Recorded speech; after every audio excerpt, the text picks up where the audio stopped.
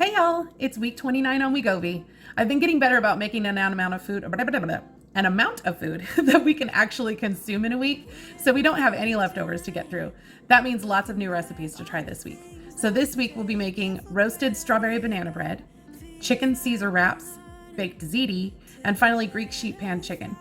The recipes are going to be linked down in the description, and if you'd like a detailed calorie and macro breakdown of everything I ate this week, I'll leave a link in the description to my FitnessPal profile where you can view my food diary. If these recipes sound good to you, be sure to give the video a like. I hope you like the video. Let's get cooking.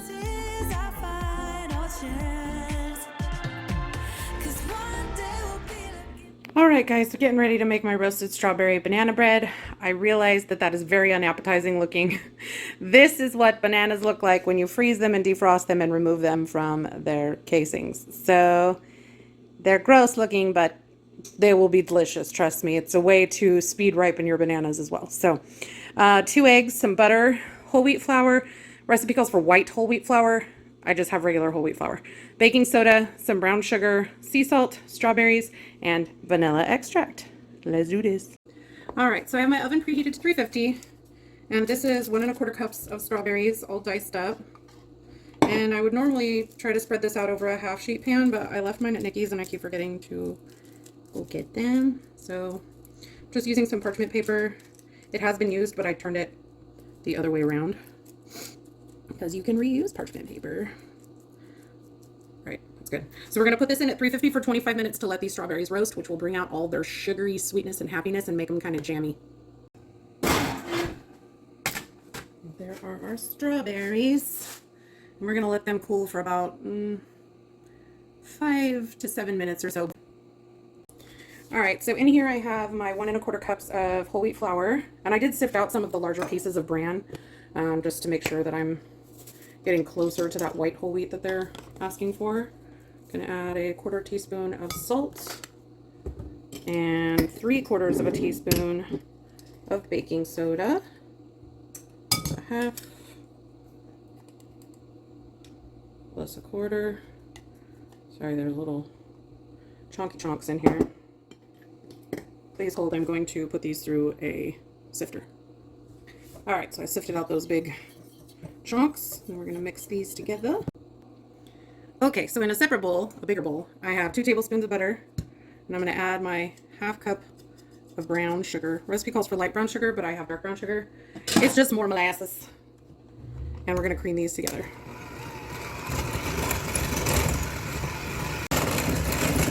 All right. Good. All right, now the recipe called for 2 egg whites. I'm not concerned about cholesterol, and the amount of calories that these 2 egg yolks are going to add is so minimal. I'm not concerned about it. And I would prefer the texture of having those yolks in there. It's that little bit of extra fat. And I'm going to beat these in. It's always good when you're baking if you can use room temperature ingredients. If those eggs were super duper cold, they would curdle the milk, or not the milk, excuse me, the butter. Okay. So there's the eggs. Now I'm going to add in these bananas. I'm going to drain off some of this liquid. Looks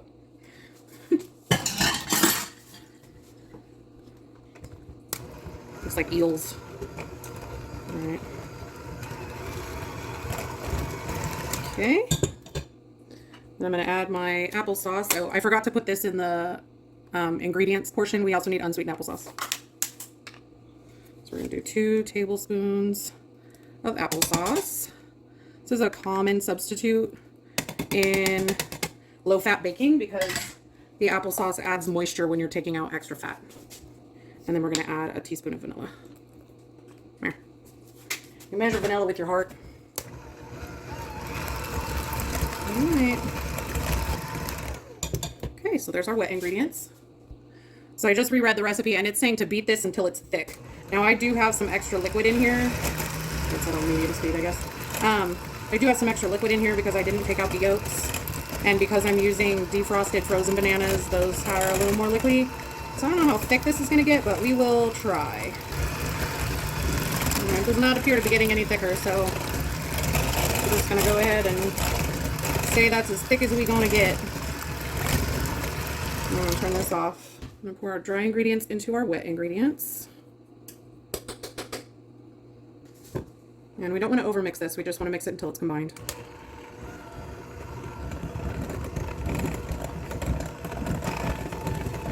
Alright. I'm gonna scrape down the bowl. I've got some dry around the edges that didn't want to mix in. This is looking quite a bit wetter than the recipe online, which makes sense in some respects because of the I added the yolk and also my frozen bananas, but I may add just a touch of regular flour to this, like a tablespoon or so, just so that my texture is not too wet. Oh yeah, that looks much better. Okay. All right, let's toss in the strawberries. Come on, friends. Get in there. Eat, eat. Not only when you thought using parchment paper would make it easier, and you turned out to be wrong. Come on, friends. Okay. They're not stuck, they're just pinging. Oh, you can't see what I'm doing. Okay. Now we have our strawberries. I'm just going to fold them into the batter here. Alright. And then I have a greased loaf pan. And I'm going to pour the batter in. I just sprayed it with some nonstick baking spray. I just remembered I had been thinking about making this into muffins. That ship has sailed. But it's also 16 servings, so I wouldn't want to do like a part of a muffin tin. Anyway. Alright, so we're going to stick this in at 350 for 50 minutes until it starts to pull away from the pan, and they want you to check for a toothpick coming out clean.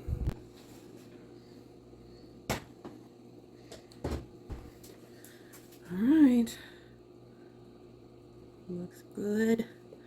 And I'm just going to let that cool in the pan, and probably in about 15 to 20 minutes, actually, I'm going to do it right now. I'm going to kind of set it on its side like this, and that'll help it kind of pull away from the sides of the pan. And then in a little bit, I'll tip it out and let it cool completely on a cooling rack.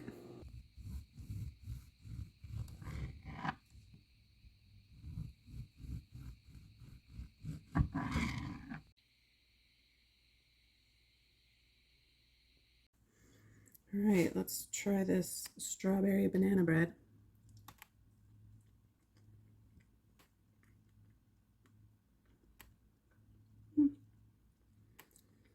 It's okay. I was worried that I might have overbaked it because I followed the instructions and I did the full 50 minutes.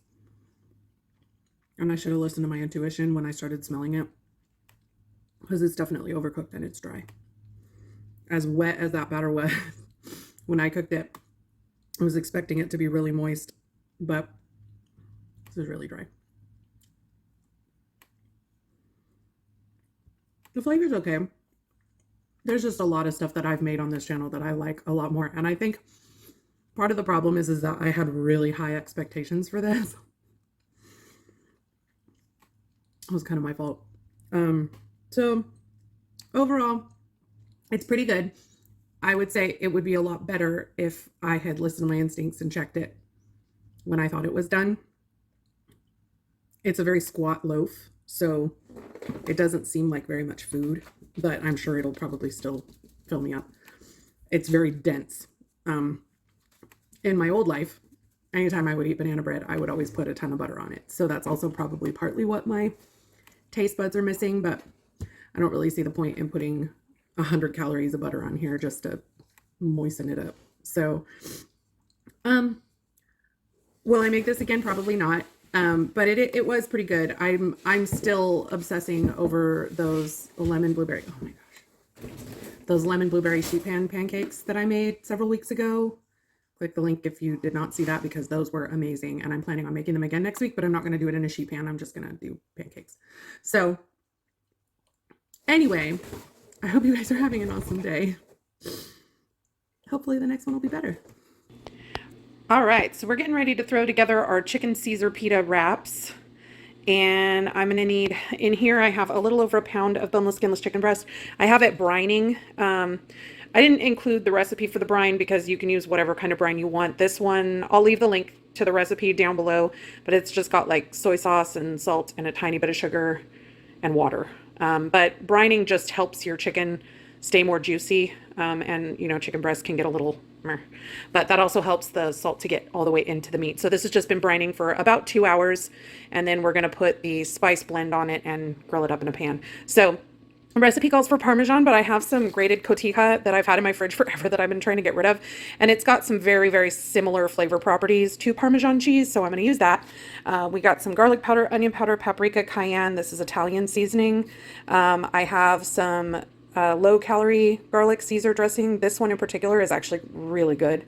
Black pepper, some sea salt, romaine hearts that we're going to chop up, and then instead of pita bread, which has a ton of freaking calories, I recently found these carb counter tortillas, and they are soft and fluffy and delicious and amazing, and if you haven't had them, you should put them in your face. Okay, let's throw this together. All right, so in here I have all my spices: paprika, cayenne, garlic powder, onion powder, pepper, salt, and Italian seasoning. I did increase the amount of garlic powder and onion powder because there's a ton of paprika and I just like garlic and onion, and I decreased the salt by half because I already brined this. So I'm gonna go ahead and mix these up. Should have probably used a bigger bowl. And I have my pan preheating over medium heat so that as soon as I get these seasoned, I can spray my pan. Now the recipe calls to use like 2 tablespoons of oil. I'm not doing that. I'm just gonna spray some avocado oil spray a little bit, and then I'm gonna call that good because I don't really see the point in cooking these in a ton of fat. So I'm just gonna cover both sides with the seasoning. This was just 2 very large chicken breasts that I went ahead and butterflied or cut in half lengthwise because they were thick. This will make them cook a little more evenly. Get these spices in all the crevasses. Probably gonna want to get my hands in here at some point and rub them, but I won't do that until I've gotten all this spice rub distributed. Yeah, that feels like plenty. Probably a bit more than is expressly necessary, but we'll call it good. This one is still pretty thick, so. All right, so I'm just gonna kind of pat that seasoning into the meat. Make sure if there's any bare spots that I use the rest of the seasoning here. Don't want it to all just fall off as soon as I put it in the pan. And I did dry off these breasts once I took them out of the brine. All right, let's take this over to our pan. Oh, friend. Here we go. Whoa. Jeez Louise. It's a new one. That was a little exciting. Okay, so we're going to put this chicken in the pan.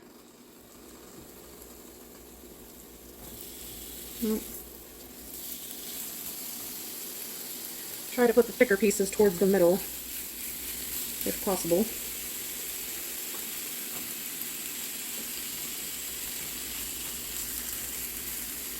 Alright, and we'll let those cook until they are cooked all the way through, probably 2 to 3 minutes per side, and then I'll check the temperature to make sure that they're at 165.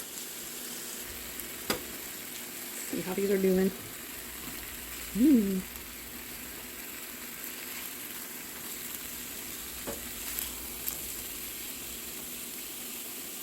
Pretty, pretty, pretty. Okay, there we go. Put the color on there.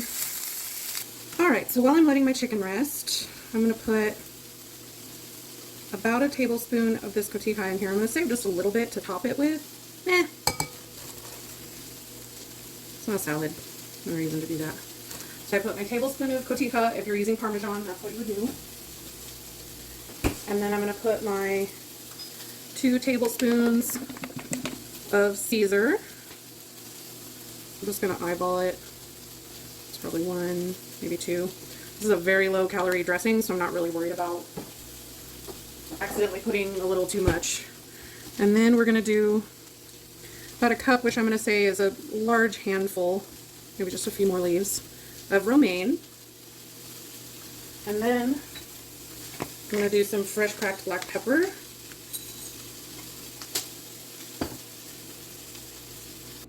And then we're just going to toss the lettuce around in the dressing and the cheese. It's going to be pretty heavily dressed, and I'm okay with that. Okay, and then we're going to cut up some chicken and add that. So we only need a little over 4 ounces of chicken. I'm just going to cut them up into bite-sized pieces, so I won't need this whole piece here. That's probably good. This is enough chicken for 5 salads. And you can see how juicy that chicken is from the brining. Good. And then I'm going to cut these 2 more manageable bite-sized pieces, because basically you're going to be eating this like a taco, so I don't want to have to bite into chicken pieces. And then I'm going to add the chicken in here and toss that so that it's covered in the dressing as well. Oh yeah, that doesn't look bad at all. All right, and then I'm going to throw this in one of my wraps, and we're going to eat.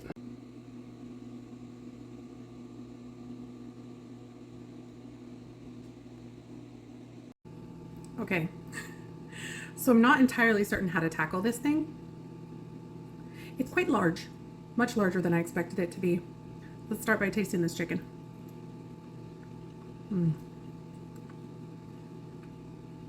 It's moist.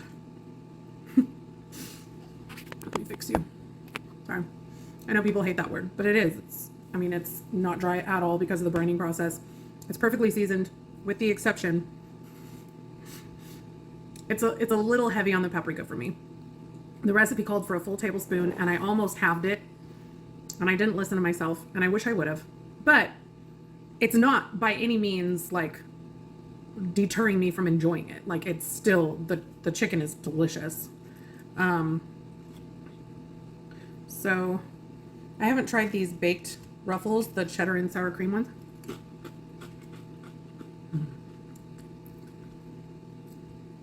It's yummy. Texture is really similar to like Pringles. And the seasoning tastes the same as the full fat ones, but the serving you saw on my plate is only 120 calories as opposed to like 260 or something for the non-baked ones. Okay. I'm stalling because I don't know how to pick this thing up and eat it on camera so that I don't look like an absolute cave person. Okay.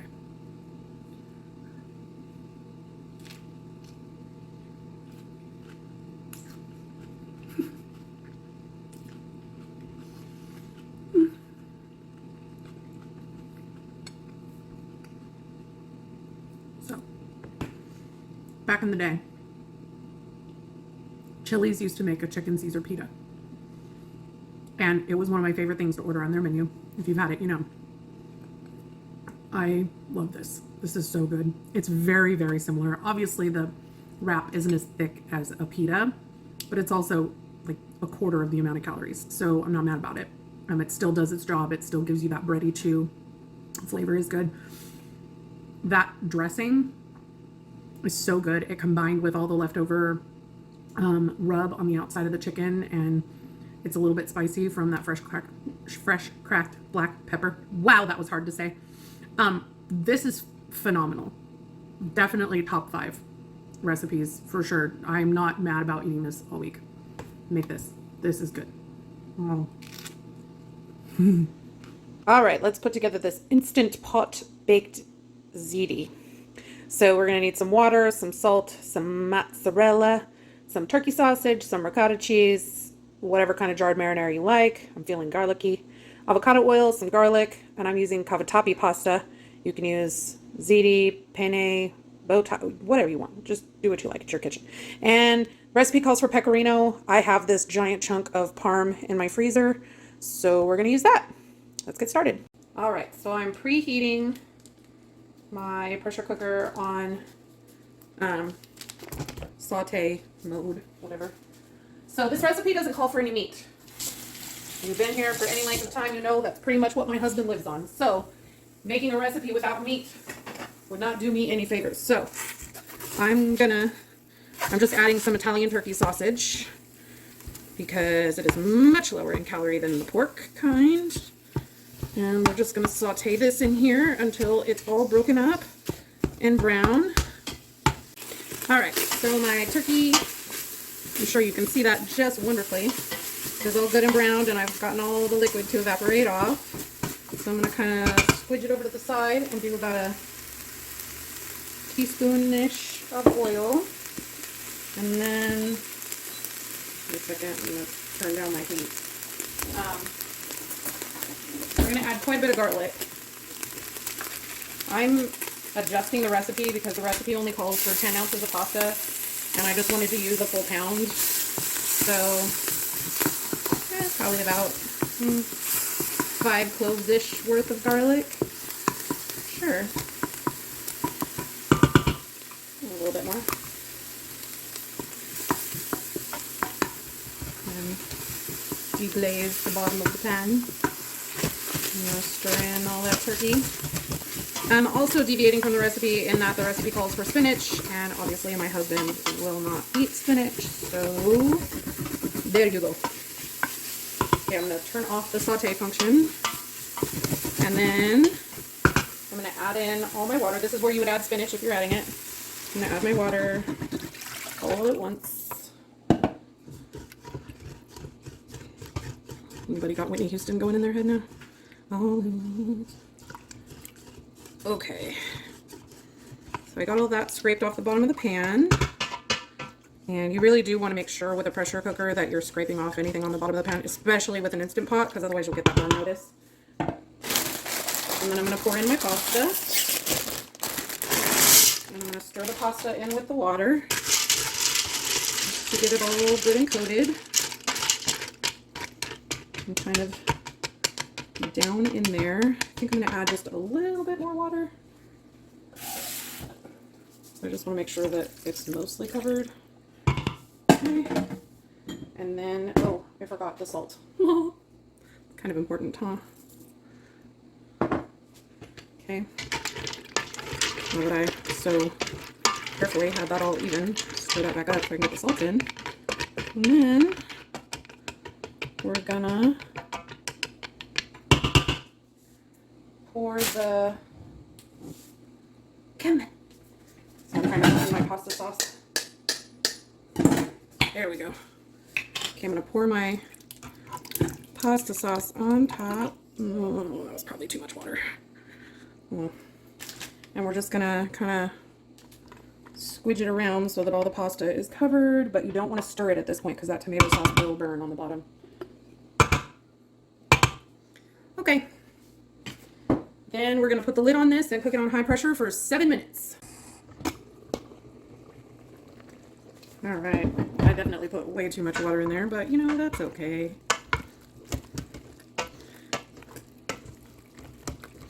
All right, so we're just going to stir that up. And then we're going to grab all of our cheeses. So we're going to take the ricotta and just kind of dollop it around in little squeegee blobs. Ooh.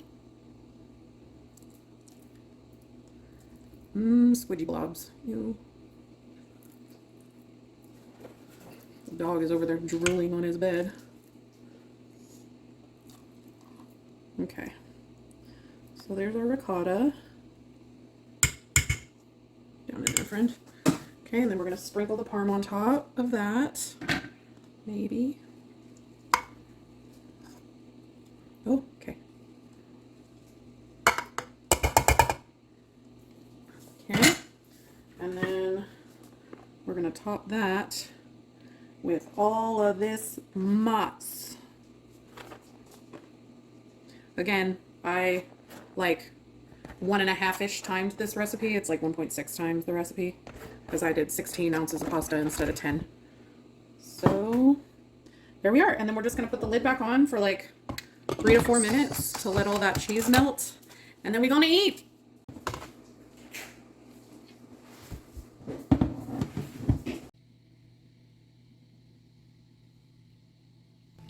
Okay, let's taste this baked ziti. So I kind of mixed it up after the cheese all melted because it was a thick layer on top. But, I mean, I don't know how it could be bad. It's a lot of cheese. It's pretty good. I feel like, and maybe it's just the sauce that I used, but it is a little on the bland side. I thought it was way too much water, but after it sat for a little bit to let the cheese melt, everything soaked up. So it could partially be my fault because I probably did add a little bit too much water, but I think it could use a little bit more seasoning. But all in all, very simple and very, very tasty.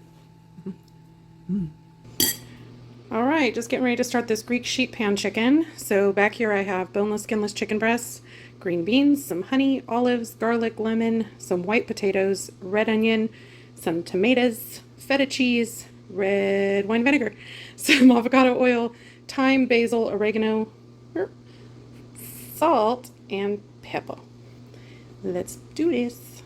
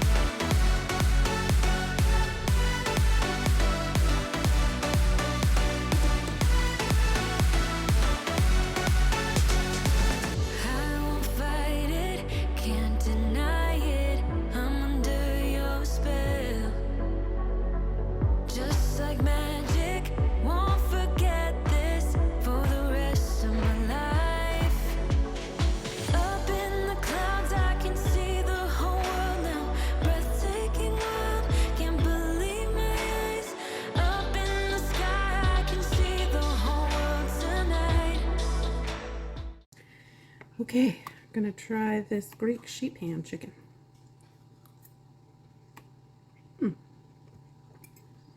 Chicken is fairly moist, even though I kind of overcooked it a little bit. I'm sure because of the marinade. Try these veggies, if I can get them on my fork. Here we go.